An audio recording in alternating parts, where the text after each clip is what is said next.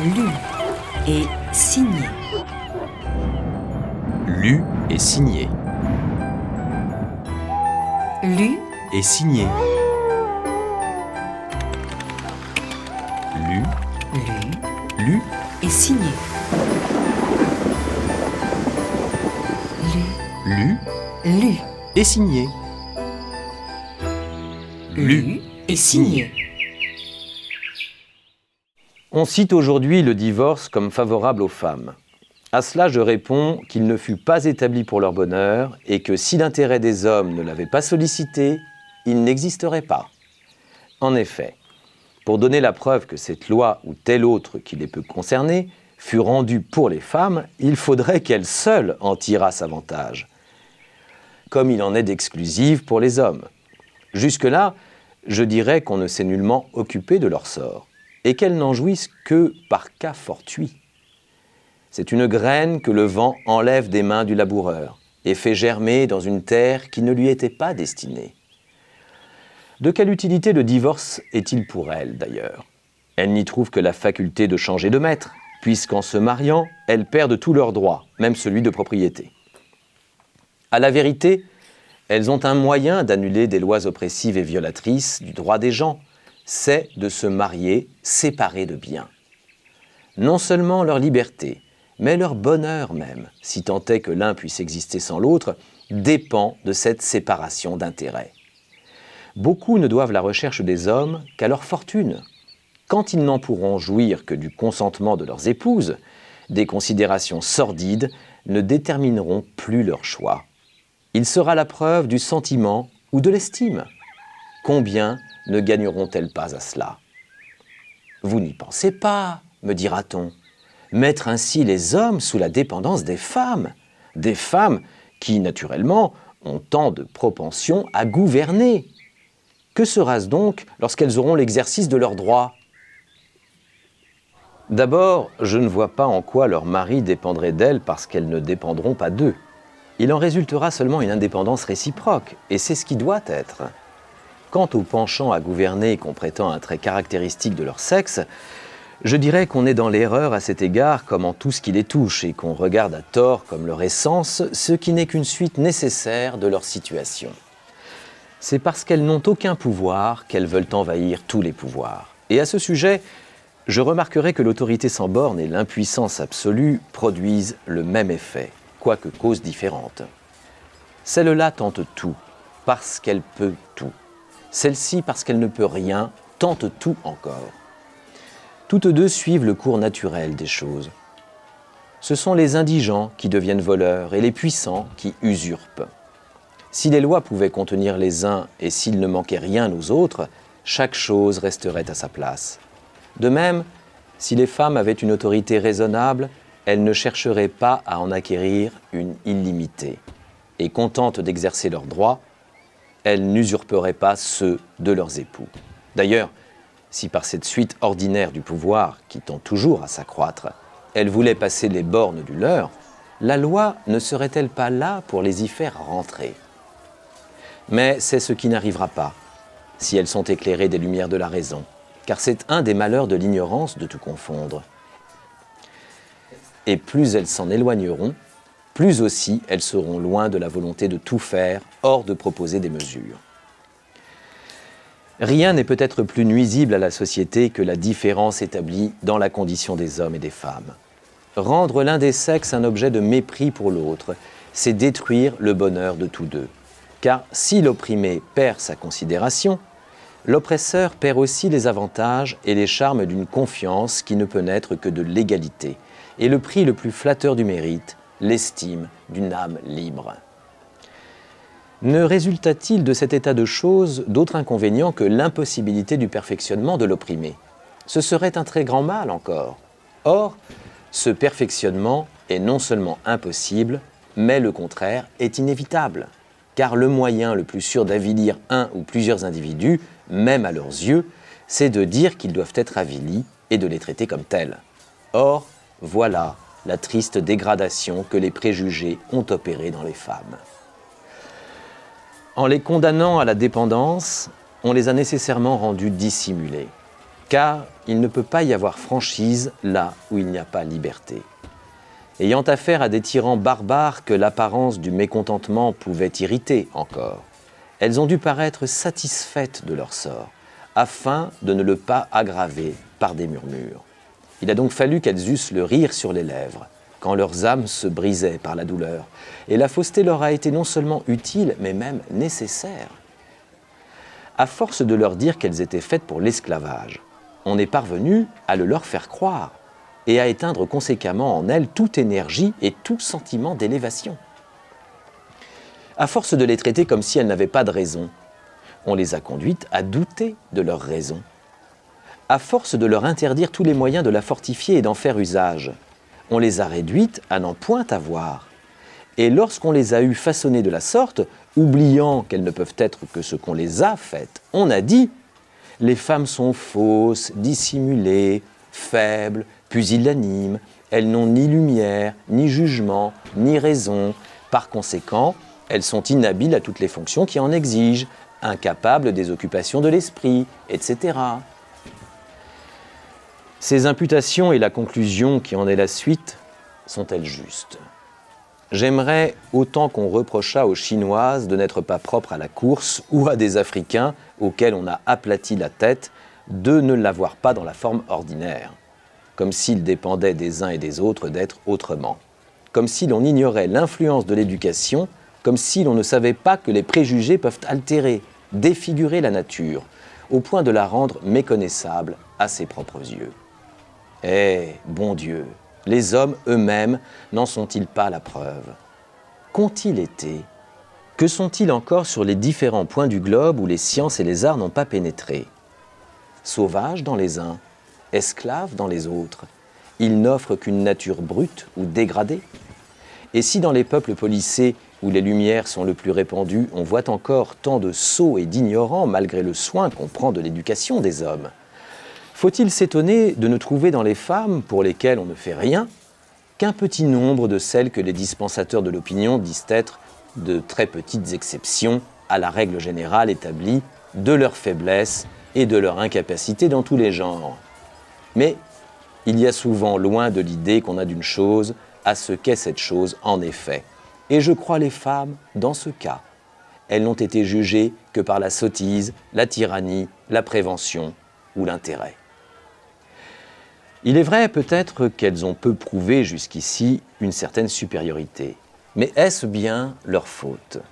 Sans patrie, sans existence morale, privées de l'exercice des droits les plus naturels et les plus légitimes, quels moyens ont-elles de s'illustrer?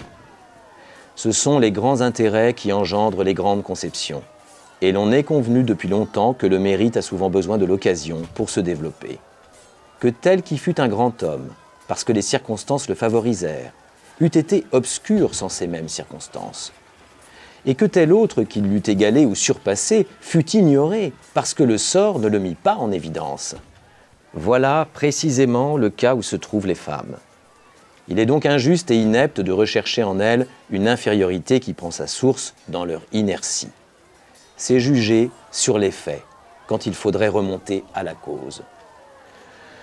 Veut-on connaître si la faiblesse morale, je dirais presque l'ineptie qu'on reproche aux femmes, est réelle ou seulement occasionnée? Qu'on donne la même éducation aux deux sexes? Si, comme je le crois, cette faiblesse n'existe pas en elles, elle disparaîtra avec les causes qui l'ont produite. Avantage incalculable. Si elle est innée, l'éducation pourra la corriger, la modifier encore. Dans l'un et l'autre cas, il n'y a qu'à gagner à tenter cette épreuve, et s'il est d'un gouvernement éclairé d'utiliser tous ses membres et d'en tirer le parti le plus avantageux, on ne balancera pas. On ne balancera pas, surtout si l'on est convaincu que le dernier degré de civilisation et de perfectibilité auquel un peuple puisse atteindre, c'est d'appeler les femmes au rang qu'elles doivent tenir dans l'État. Vérité incontestable. Plus elles y auront de considération, plus on les y respectera, plus aussi le caractère national acquerra de force et de grandeur. Qu'on ne traite point cette assertion de sophisme ingénieux. Des faits en prouvent la justesse. Que l'on compare aux nations de l'Europe toutes celles de l'Asie et des autres parties du monde, où les femmes sont réduites au plus dur comme au plus vil esclavage. Quelle différence sous tous les rapports sociaux, politiques et moraux! Si nous tirons de cette similitude la preuve de la supériorité de l'Europe, et si, comparant entre eux les peuples de ce continent, on reconnaît celle des Français, on aura la conviction de ce que j'avance, puisque c'est celui qui vit le plus avec les femmes et qui les traite le moins mal. On conviendra donc qu'il faut moins attribuer la différence qui règne entre les Européens et les autres nations continentales à l'influence des climats, qu'au manque de ce principe vivifiant et moteur des actions des hommes, l'amour et l'estime des femmes. Partout où l'on n'attachera aucun prix à ces sentiments précieux et flatteurs, les hommes seront sans force, sans courage, sans élévation, parce qu'ils ne connaîtront ni la honte de rougir aux yeux d'un sexe dont on recherche l'estime, ni la douceur de mériter ses éloges et son attention. Ils seront sans génie, parce que rien n'allumera en eux la flamme du génie. Ils seront sans délicatesse, sans humanité même, parce que les hommes ont une férocité naturelle que le commerce des femmes peut seul adoucir. En un mot, abandonnés à eux-mêmes, ils ne seront rien ou seront fort peu de choses. Pour valoir beaucoup, ils doivent donc respecter les femmes. Mais, osons le dire, il faut que les femmes commandent ce respect. Ce qu'elles ne peuvent dans l'état d'ignorance où elles vivent, ignorance qu'une bonne éducation corrigerait. Leur considération n'est pas le seul fruit de ce système, il étendrait encore l'empire de la raison.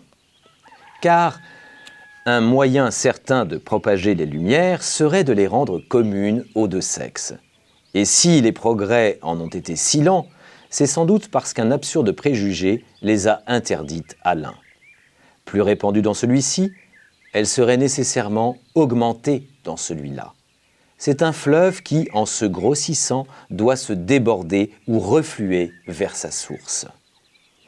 Mais on ne se souciera peut-être point de cet accroissement. Des observations exactes et souvent réitérées m'ont prouvé que les hommes en général n'aiment point les femmes d'esprit, et cela probablement par la même raison que les prêtres et les tyrans haïssent les philosophes. Un instinct secret avertit les uns et les autres que le règne des préjugés cesse quand celui de la raison s'établit.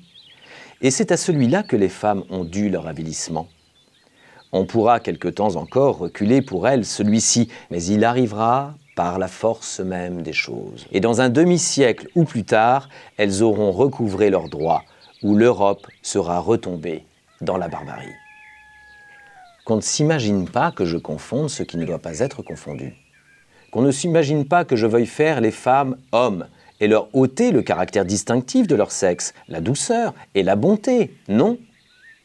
Que ceux-ci gardent le rang suprême, qu'ils soient guerriers, héros. On ne leur disputera point le pouvoir de s'entr'égorger, de s'abreuver des larmes et du sang des nations.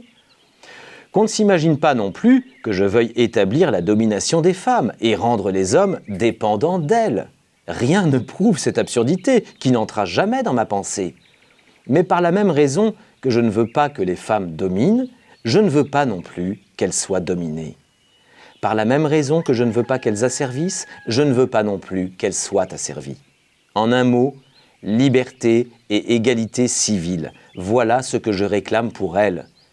N'est-il pas un milieu entre l'autorité souveraine et la nullité absolue ? Un État bien constitué doit assurer un moyen d'existence à tous ses membres. Et il n'en est point pour les femmes non mariées dans l'ordre de choses actuelles. Leur exclusion de toute profession civile, exclusion qui, comme je l'ai démontré, n'est fondée que sur des préjugés, ne leur laisse d'autres ressources que le travail des mains. Mais outre que cette ressource ne suffit pas aux besoins qu'imposent certains rangs de la société, elle ne convient pas également à toutes. Et de même que parmi les hommes, tous ne sont pas faits pour manier le rabot, la truelle, la bêche, etc., de même aussi, toutes les femmes ne sont pas nées pour ne se servir que de l'aiguille. Il en est qui sont trop au-dessus de cette occupation pour ne la pas dédaigner. Qu'est-il donc pour celles-ci ? Les sciences ? Elles ne leur seront d'aucune utilité, puisqu'elles ne sont point admises dans les sociétés qui les cultivent aux frais du gouvernement. Les arts ? Quelques-uns sont avilis par le préjugé, Quelques autres exigent une étude si continue que des parents se décident difficilement à les faire étudier à leurs filles. Les uns par manque de moyens, les autres par insouciance, tous par la certitude qu'ils ne leur produiront aucun avantage réel. Comment donc remédier à cela ? Ouvrir aux femmes la carrière des sciences et des arts, les admettre à concourir avec les hommes aux distinctions et au lucre honorable qu'ils procurent. L'amélioration du sort d'un grand nombre d'entre elles n'est pas le seul bien résultant de ce nouvel état de choses. La conservation de la fortune publique, le bonheur domestique, en naîtront encore, parce qu'on attaquera par là dans son principe ce luxe destructeur, dont l'éclat passager brille un instant sur l'État pour le conduire plus sûrement à sa ruine. Semblable à ces phosphores que suit dans les ténèbres l'imprudent voyageur, il l'égare et le conduisent à un précipice qu'il évitait en ne s'écartant pas de sa route. Si l'on remonte à la source du luxe, on la trouve chez les femmes. Ce sont elles qui l'introduisent et l'étendent. C'est pour elles qu'il emploie ses ressources. Elles s'embellissent de ses inventions et à leur tour en reçoivent l'existence qu'elles lui donnent. Mais combien payent-elles ces avantages ? L'inutile emploi d'un temps précieux, la négligence des soins importants d'une famille, la perte de son bonheur et du leur sont les suites inévitables de ce prestige qui les éblouit et dont on émousserait le charme en tournant leur ambition d'un autre côté. L'inaction, la nullité à laquelle on les condamne, ne leur laissant d'autre occupation que la toilette, les réduit à n'être que d'élégantes poupées dans leur jeunesse et de grands enfants toute leur vie. Un seul moyen de se distinguer leur étant permis, il est naturel qu'elles en fassent usage. Quel être est assez sage pour se condamner à l'oubli ? Tous les hommes en veulent sortir, tous désirent paraître, et c'est la faute du législateur quand cet orgueil, principe du bien, dégénère en vanité, cause du mal. Si, au lieu de donner le prix à la plus jolie ou à la plus élégante, on ne l'accordait qu'à la plus instruite, à la plus spirituelle, ou à celle qui possède un talent quelconque, on verrait bientôt une simplicité noble remplacer ce faste dispendieux, et ces magasins de mode où va s'engloutir la fortune, et souvent l'honneur des familles, se changer en bibliothèque et en atelier. Il importe donc de changer le sort des femmes, et de les sortir du néant où l'opinion les replonge. Je dis même que la réforme d'un peuple doit commencer par elle, et que le législateur n'aura fait rien d'utile et de permanent s'il ne les rend garants de la Constitution nouvelle. Un politique de nos jours a dit à ce sujet que les femmes ne sont hors de la société politique que par cela qu'elle est faite pour elles, comme par elles. Voilà une étrange assertion, dont un examen sévère démontrera le vide et la fausseté. C'est ainsi que d'une phrase brillante qui éblouit d'abord, dépend souvent le sort d'un ou plusieurs individus. La société est faite par les femmes. Assurément, elles y ont une grande part, mais pour elles, c'est ce que nous allons voir. Qu'est-ce que la société politique ? La conservation de la société civile. C'est, si j'ose m'exprimer ainsi, une garde que celle-ci a établie pour défendre ses droits et en empêcher l'invasion. Or, si, comme je l'ai prouvé, les femmes ne sont rien dans la société civile, c'est errer de dire que la société politique est faite pour elles. Elle ne défend ni ne conserve leurs droits puisqu'elles n'en ont aucun. Ce n'est donc pas pour cela qu'elles en sont exclues. Mais si l'on est hors de cette société par cela seul qu'elle est faite pour soi, les hommes en seraient donc exclus aussi, puisqu'elle est évidemment faite pour eux. À qui a-t-on donné l'exercice des charges civiles ? Aux hommes. À qui a-t-on assuré le droit de propriété ? Aux hommes.